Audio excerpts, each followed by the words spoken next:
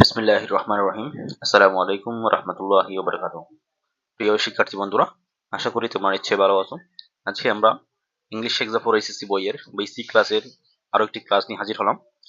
বিগত ক্লাসে আমরা সেন্টেন্স নিয়ে জেনেছিলাম, আজকে আমরা জানবো ক্লজ এবং ফ্রেজ নিয়ে। এটি খুবই গুরুত্বপূর্ণ একটি লেকচার।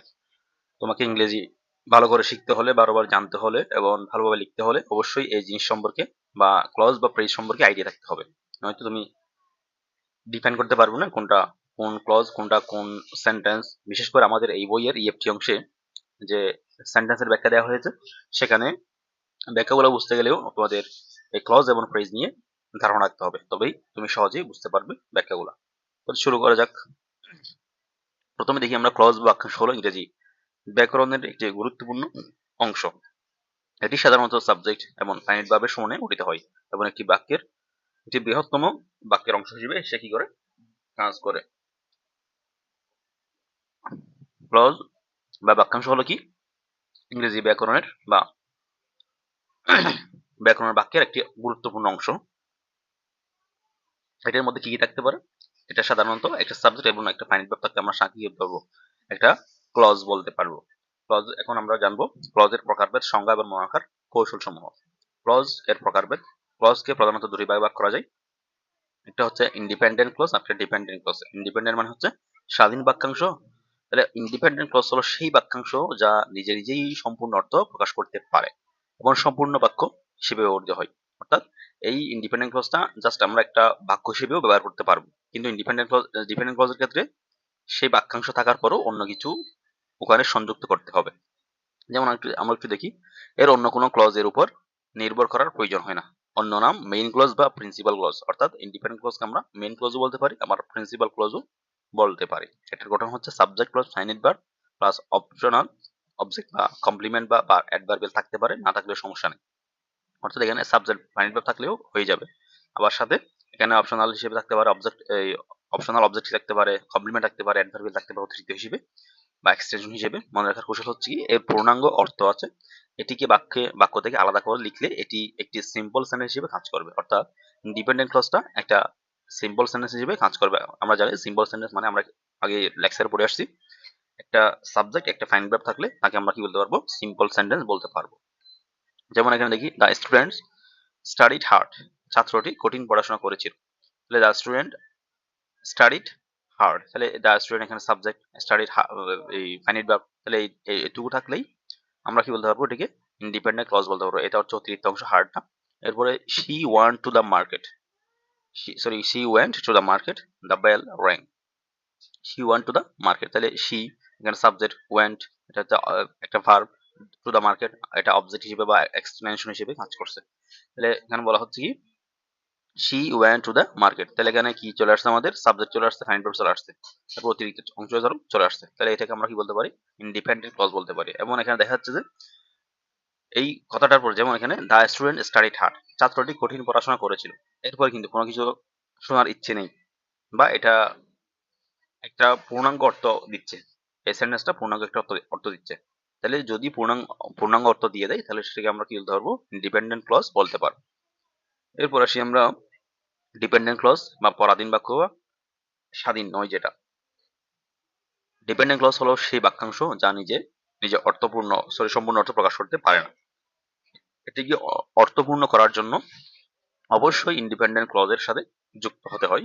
এটি সাধারণত সাবঅর্ডিনেটিং কনজাংশন বা রিলেটিভ প্রনাউন দ্বারা শুরু হয়। অন্য নাম সাবঅর্ডিনেট ক্লজ। এটাকে বলতে পারি আমরা কি, সাবঅর্ডিনেট ক্লজ। কারণ এটা কি দ্বারা সংযুক্ত থাকে, সাবঅর্ডিনেটিং কনজাংশন দ্বারা যুক্ত থাকে। যেমন গঠন হচ্ছে কি, সাবঅর্ডিনেটিং কনজাংশন বা relative pronoun plus subject plus finite verb plus rest of the clause, অর্থাৎ বাক্যের বাকি অংশ থাকতে পারে এখানে।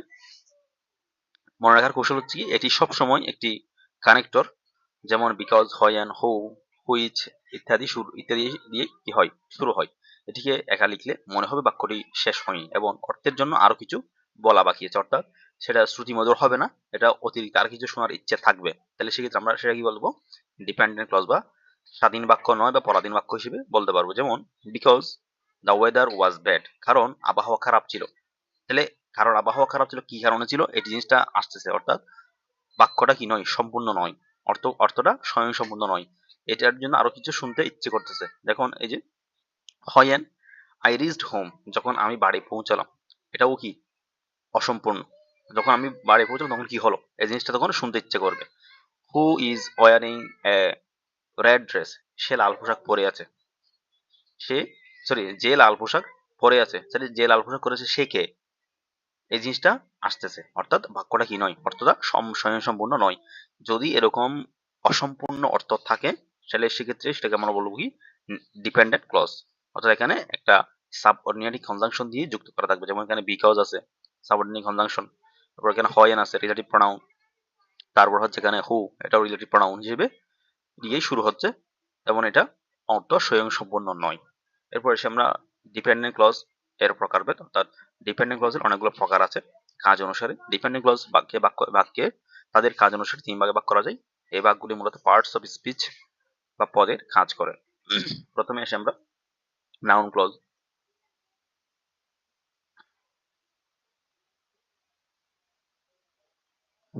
তাহলে প্রথমে আমরা পাচ্ছি প্রথম প্রকারের মধ্যে নাউন ক্লজ বা বিশেষ্য বাক্যাংশ, যে ডিপেন্ডেন্ট ক্লজ বাক্যে নাউনের মধ্যে কাজ করে। তাহলে ক্লজটা কিসের মধ্যে কাজ করবে, একটা নাউনের মধ্যে কাজ করবে। এটি সাবজেক্ট, অবজেক্ট, কমপ্লিমেন্ট বা প্রিপোজিশনের অবজেক্ট হিসেবে বসতে পারে। অর্থাৎ সাবজেক্ট যেসব জায়গায় বসে, আমরা সাবজেক্টের বা নাউনের পড়েছিলাম এই নাউনের পজিশনগুলো, নাউন যেসব জায়গায় বসতে পারে, বিশেষ করে সাবজেক্ট, অবজেক্ট, কমপ্লিমেন্ট বা প্রিপোজিশনের পরে বা এর অবজেক্ট হিসেবে বসতে পারে। সেম ভাবে ঠিক নাউন ক্লজগুলোও, নাউন যেখানেই বসে নাউন ক্লজও সেখানেই বসবে, নাউন ফ্রেজও সেখানেই বসবে। তাহলে কিভাবে চিনবে, সাধারণত what, how, that, where, why, weather ইত্যাদি দিয়ে শুরু হয়। তাহলে নাউন ক্লজ চেনার অন্যতম সাইন কি, what, how, that, where, why, weather ইত্যাদি দিয়ে কি হবে শুরু হবে। এই ক্লজটিকে তুলে নিয়ে আর জায়গায় যদি ইট বসিয়ে দেওয়া হয় এবং বাক্যটির অর্থ ঠিক থাকে, তবে সেটি কি বলা হবে, নাউন ক্লজ বলা হবে। তাহলে বলা হচ্ছে কি এখানে what, how, that, where, why, weather ইত্যাদি দিয়ে শুরু হবে, এবং এগুলো তুলে দিয়ে যদি আমরা এই ক্লজটিকে তুলে দিয়ে যদি আমরা তার জায়গায় কি বসাই, ইট বসাই, তাহলে সেক্ষেত্রে বাক্যটির অর্থ ঠিক থাকে, তবে সেটিকে বলা হবে নাউন ক্লজ। যেমন আমরা দেখি উদাহরণ হিসেবে, I know that he is honest. এখানে এই যে দ্যাট হি ইজ অনেস্ট, এটা কি হিসেবে কাজ করছে, অবজেক্ট হিসেবে। আই নো ইট, এখানে যে যেমন এই যে আই নো ইট, আমি দ্যাট হি ইজ অনেস্ট না বলে আই নো ইট, আমি এটি জানি, এটা বললে কিন্তু আমাদের বাক্যটা সম্পূর্ণ হয়ে যাচ্ছে। সেক্ষেত্রে এটা কি বলতে পারবো, আমরা নাউন ক্লজ হিসেবে আইডেন্টিফাই করতে পারবো। তাহলে কেন বলা হচ্ছে I know that he is honest, আমি জানি যে সে সৎ। এখন এখানে যদি আমি I know that, I know it, আমি এটি জানি, এটুকু কিন্তু হয়ে যাচ্ছে, আমি এটি জানি। তাহলে এটাকে আমরা কি বলতে পারবো, নাউন ক্লজ বলতে পারবো। এরপর দেখা যাচ্ছে এখানে what he said is true, এটা এখানে কোন কার জায়গায় বসছে, এটা সাবজেক্টের জায়গায় বসছে, অর্থাৎ সাবজেক্ট হিসেবে সে কাজ করছে এখানে। তাহলে আমরা এটাকে বলতে পারি it is true. What he said অর্থাৎ সে যা বলেছে এটা সত্য। তাহলে আমি যদি এখানে বলি হোয়াট হি সেইড এর জায়গায় ইট ইজ ট্রু, অর্থাৎ এটা সত্য, তাহলে এখানে কি হয়ে যাচ্ছে, ইট দিয়ে এটা মানে জায়গার সম্পূর্ণতা পাওয়া যাচ্ছে। তাহলে সেক্ষেত্রে আমরা কি বলতে পারবো, এটাকে নাউন ক্লজ বলতে পারবো। এরপর আসি আমরা অ্যাডজেক্টিভ ক্লজ, বিশেষণ বাক্যাংশ।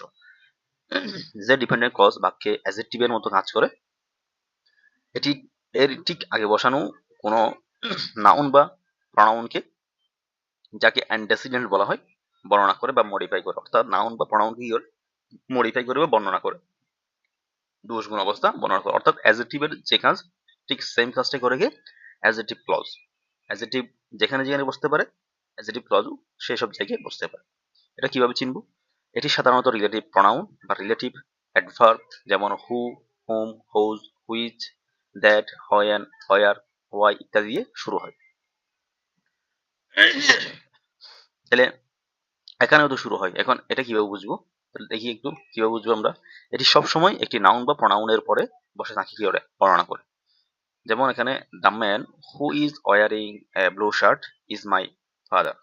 তাহলে ক্লজটি এই যে দ্য ম্যান, নাউনকে কি করতেছে, বর্ণনা করতেছে। এই নাউনটিকে কি করতেছে, সে বর্ণনা করতেছে। The man who is wearing A blue shirt, তাহলে এই ম্যানকে কি করতেছে, এটা বর্ণনা করতেছে। তাহলে বর্ণনা করার কাজটা কি করছে, অ্যাডজেক্টিভ হিসেবে করছে। তাহলে এটাকে এই জন্য কি বলতে পারি, আমরা অ্যাডজেক্টিভ ক্লজ বলতে পারি। এরপরে this is the place where I was born, তাহলে এটি এমন এমন জায়গা না যেখানে আমি কি করেছিলাম, জন্মগ্রহণ করেছিলাম। তাহলে এখানে ক্লজটি দ্য প্লেস যে দা প্লেস নাউন কি বর্ণনা করে, তাহলে দা প্লেস নাউনকে বা নাউন বা প্রোনাউনকে বর্ণনা করলে আমরা কি বলতে পারি, তাকে অ্যাডজেক্টিভ ক্লজ বলতে পারি। তাহলে দেখলাম আমরা অ্যাডজেক্টিভ ক্লজ, এরপরে দেখবো অ্যাডভার্বিয়াল ক্লজ বা ক্রিয়া বিশেষণ বাক্যাংশ।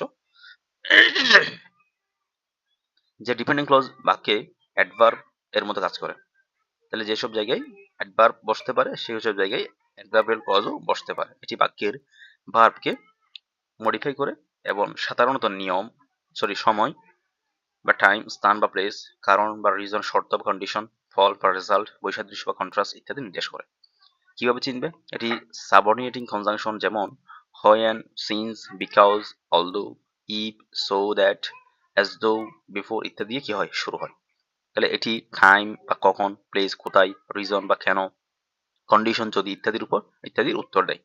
যেমন আমরা দেখি she cried because she was heart. তাহলে এখানে কি দেখাচ্ছে, কেন কাঁদলো, সে তার কারণটা দেখাচ্ছে, কারণ জিজ্ঞেস করতেছে এখানে। তাহলে এটা কি বলবো আমরা, অ্যাডভার্বিয়াল ক্লজ বলতে পারবো। এরপর দেখি আমরা I will wait until you come back. এখানে কি নির্দেশ করতেছে, সময়, কখন অপেক্ষা করবে সেই সময়টা নির্দেশ করতেছে এখানে। এরপর বলতে ইফ ইউ স্টাডি হার্ড, যদি তুমি কি করো, স্টাডি হার্ড করো, ইউ উইল পাস, এখানে শর্ত নির্দেশ করে, তার এই কাজটা করতে হলে তোমাকে এই শর্তটা পূরণ করতে হবে।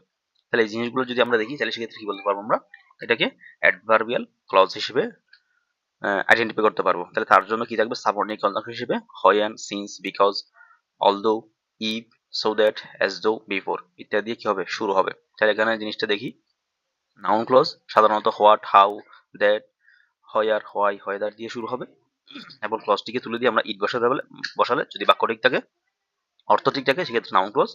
আবার এখানে relative adverb who, whom, whose, which, that, when, where, why ইত্যাদি কি হয়, শুরু হবে এবং এটা নাউন প্রনাউনকে বর্ণনা করবে।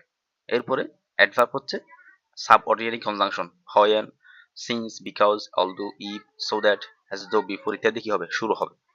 তাহলে সেক্ষেত্রে যদি টাইম, তারপর প্লেস, রিজন, কন্ডিশন ইত্যাদি উত্তর দেয়, সেক্ষেত্রে আমরা এটাকে অ্যাডভার্বিয়াল ক্লজ হিসেবে আইডেন্টিফাই করতে পারবো। এরপরে আসি আমরা মনে রাখার কৌশল এক নজরে। ডিপেন্ডেন্ট ক্লজ স্বাধীন বাক্য বা সম্পূর্ণ অর্থ দেয়, এটি একা একটি বাক্য হতে পারে, যেমন আই রিড এ বুক। এরপর ডিপেন্ডেন্ট ক্লজ এটি পরাধীন বা সম্পূর্ণ অর্থ দেয়। সাবঅর্ডিনেটিং ওয়ার্ড হোয়েন, বিকজ, হু ইত্যাদি দিয়ে শুরু হয়, হোয়েন আই ওয়াজ লিটল, যখন আমি ছোট ছিলাম। তাহলে এরপর কিছু একটা শোনার ইচ্ছা আছে।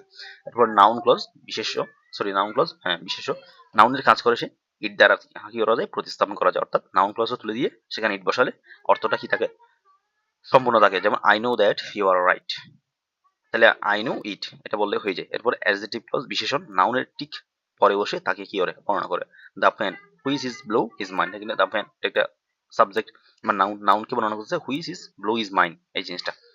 অ্যাডভার্বিয়াল ক্লজ ক্রিয়া বিশেষণ, ভার্বকে মডিফাই করে এবং কেন, কখন, কোথায় ইত্যাদি প্রশ্নের উত্তর দেয়। I left after I finished my work, তাহলে কি বলা হচ্ছে এখানে, ক্রিয়া বিশেষণ ভার্বকে মডিফাই করে এবং কেন, কখন, কোথায় ইত্যাদি প্রশ্নের কি দেয়, উত্তর দেয়। যেমন I left after I finished my work, তাহলে আই লেফট আমি ত্যাগ করেছিলাম কখন, after I finished my work. তাহলে এই জিনিসটা কি দিচ্ছে, উত্তর দিচ্ছে। তাহলে এটা কি হবে, অ্যাডভার্বিয়াল ক্লজ হিসেবে সাব্যস্ত হবে। তো আমরা এরপরে জানবো ফ্রেজ নিয়ে। এখন ক্লাসটা একটু বড় হয়ে যাচ্ছে, এই জন্য আমরা আজকে ফ্রেজ পড়বো না, ইনশাল্লাহ নেক্সট ক্লাসে আমরা ফ্রেজ নিয়ে আলোচনা করব। সে পর্যন্ত সুস্থ থাকো, ভালো থাকো, এবং যারা আমাদের বইটি এখনো সংগ্রহ করনি তারা দ্রুত আমাদের বইটি সংগ্রহ করে ফেলো। এটি একটি মাইন্ড ব্লোয়িং বই, তোমরা দেখলেই বুঝতে পারবে।